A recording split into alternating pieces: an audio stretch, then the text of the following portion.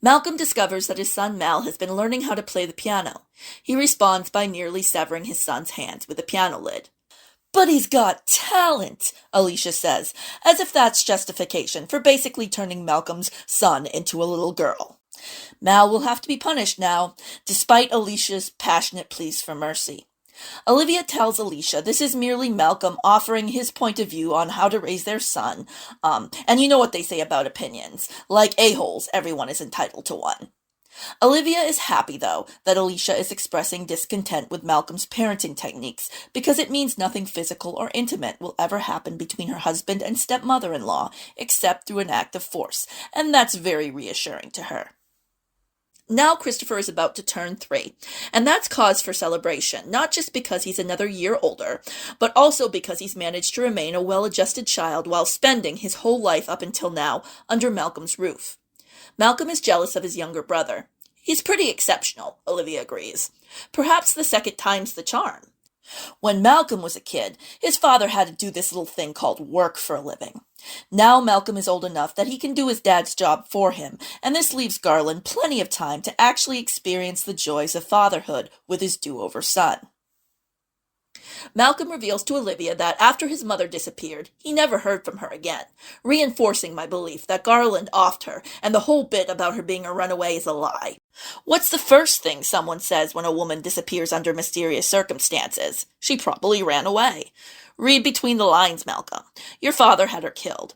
Maybe buried her bones up in the attic. Bones in the attic? How's that for another prequel? Maybe Garland's side of the story. Speaking of dead parents, Garland dies from a heart attack on the night of his son's birthday party after walking in on his older son assaulting his wife. I probably don't have to clarify that it wasn't the 3-year-old son committing the assault, but this is a V.C. Andrews ghostwritten book, so I will anyway. In all fairness, Garland's health did seem to be deteriorating, but then again, I'm sure doing a little bit of wrestling with a son he just witnessed defile his beloved wasn't going to make it into the records as cause of death. Still, it's pretty much assumed that Malcolm indirectly killed him. Olivia, like 4 non-blondes, wants to know, what's going on? Alicia is lying on the bed with her clothes in tatters, and Garland is lying unconscious on the floor. Clearly someone isn't very good at reading the room. After having the facts laid out for her by Alicia, Olivia confronts her husband and goes on to ask him what he's done. I thought we already went over this, Olivia. Shall we go over it one more time? Malcolm reveals that it was all Alicia's fault. Olivia isn't buying it. Good for her. Maybe she's not going to side with him to the tune of Stand By Your Man by Tammy Wynette.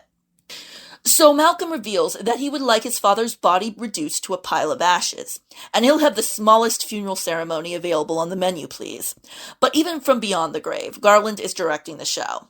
Knowing what a vindictive a-hole his son can be, he'd left orders that no expense be spared. F you, Malcolm. You may have won the battle, but you will not win the war. Alicia is so grief-stricken, she walks around in a trance. Olivia looks out for her and pretends like she actually cares about the younger woman. She says it's the right thing to do, but I suspect she gets a little bit of a thrill out of the way the servants look on in appreciation and admiration. Also, as they say, keep your friends close and your enemies closer. Right, Olivia? Olivia certainly has no intention of encouraging Alicia to stick around and looks forward to the day she will eventually pack her bags. Once she's spent an adequate amount of time grieving, that is. She reminds Alicia that she knew what she was signing up for when she decided to marry a man old enough to practically be her grandfather. Alicia expresses concern about Malcolm, tender-hearted dear that she is. Ha, Olivia says. He's doing just fine. If he's so devastated over the loss of his father, why did he try to get cheap with the funeral expenses? Explain that. I like how Olivia is the one rubbing her husband's faults in other people's faces. She and Tammy Wynette have nothing to talk about. To this, Alicia doesn't say fiddlesticks, but she probably thinks it to herself. Alicia suspects Malcolm was just being gentle with himself by not having some big farewell to a life extravaganza. There's no arguing with such an effing cockeyed optimist. Just ask Kathy Dollenganger. Maybe this is where Kathy's brother gets it from. The grandmother who would defend the stepson who attacked her and indirectly led to her husband's death. This family sure knows how to keep their faith in times of great adversity.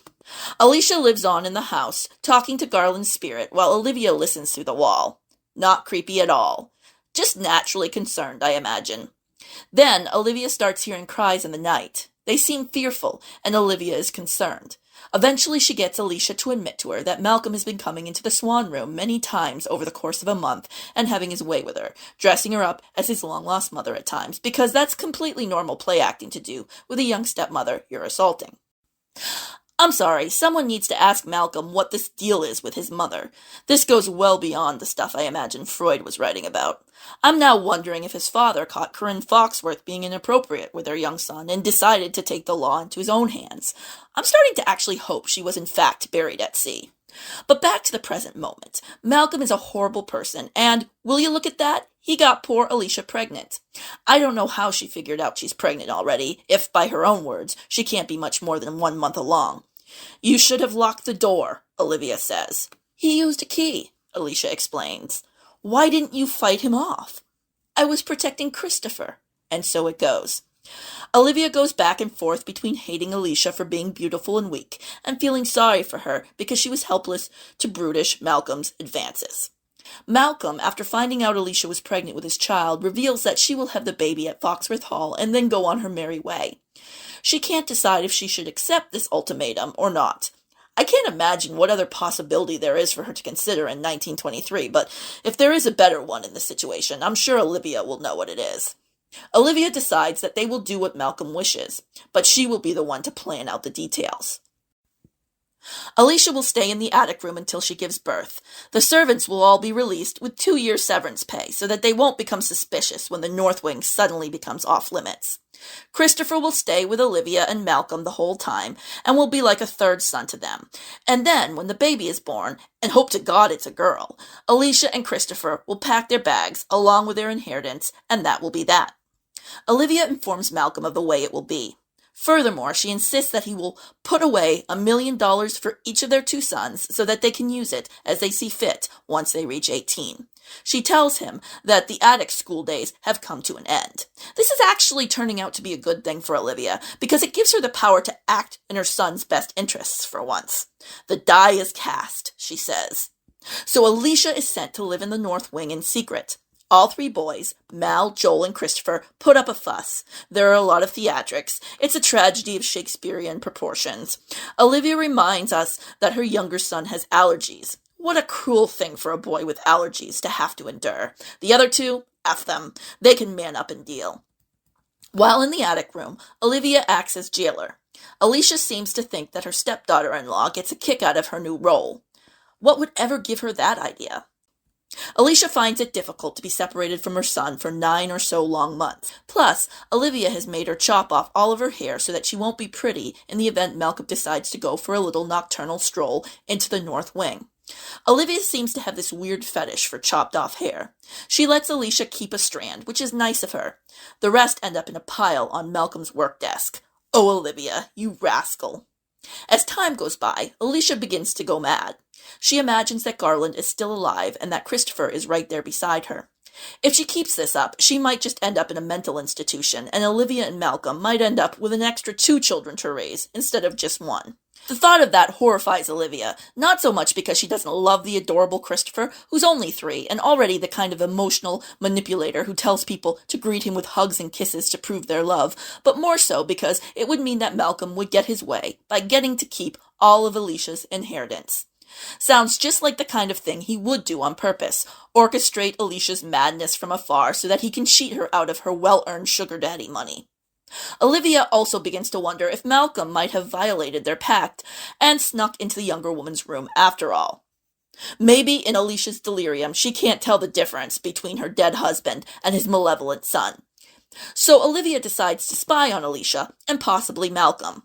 She sneaks up into the attic through the alternate entrance, but while up there, the lights go out and she is attacked by a bunch of rats. She is so traumatized that she runs out of there, never to return again, and that is probably the real reason why she is said to have a fear of the attic in the first book. She probably just lied about it having to do with childhood trauma, so that she wouldn't have to reveal to anyone that it's actually from being nearly eaten by rodents while spying on an imprisoned woman who is pregnant with a secret baby Olivia will later pretend is her own. I wonder why she wouldn't want anyone to know the real story. She confronts Malcolm, asking him if he heard some man sneaking down the halls the night before. He tells her good luck finding his fingerprints in the attic room. That's oddly specific. I wonder if he owns a pair of gloves.